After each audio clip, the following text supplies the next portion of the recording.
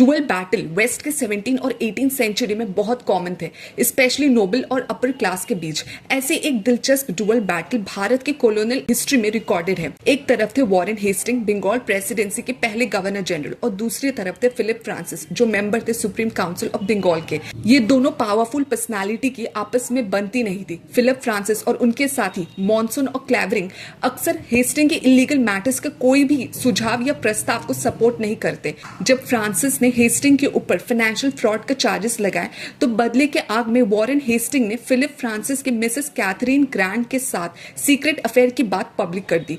Francis का नाम खराब होता देख उन्होंने अपने ऑनर को प्रोटेक्ट करने के लिए हेस्टिंग को डुअल बैटल के लिए चैलेंज किया and the challenge was accepted. 17 अगस्त 1780 की सुबह 5:30 बजे 4 लोग बेल्वेडियर रोड, जो at present Indian national library में लोकेटेड है, वो 4 लोग थे वॉरेन हेस्टिंग और उनके सेकंड कर्नल पर्से, पहला पार्टी, और दूसरे पेयर थे फिलिप फ्रांसिस और उनके सेकंड कर्नल वॉटसन।